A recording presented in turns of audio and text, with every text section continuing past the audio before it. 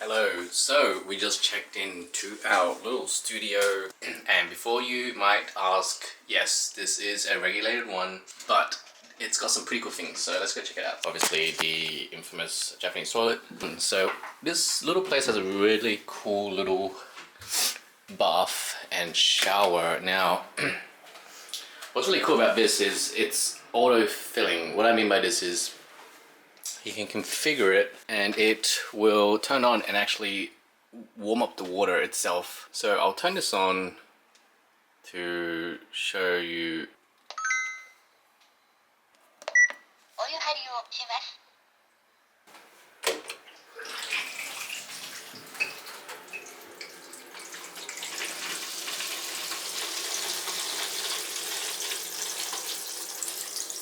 Soon. So yeah, pretty cool feature. It's got your bath stuff, I guess stuff to hang for your amenities and stuff like that. Pretty convenient as well.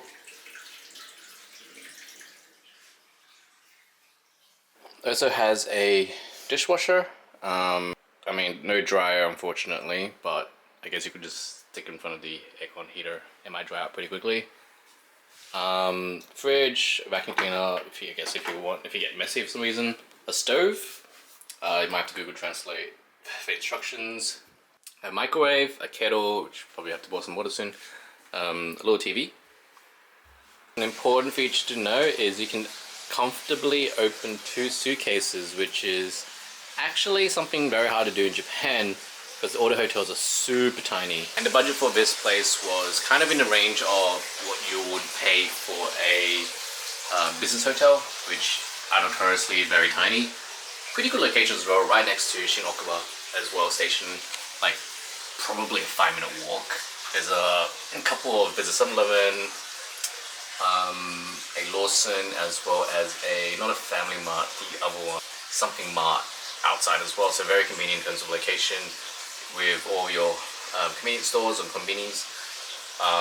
Right next to Korean Town, or Korean food if you're into that, although if you're in Japan, probably more Japanese food. Overall, it's a pretty convenient spot. I mean, convenient spot, nice location, a lot of space. Like, it doesn't seem like it as you walk in, but being able to put suitcases, your stuff there, like your bottles and stuff like lying around, like it's actually a luxury to have this, especially in Japan where it just can be so tight.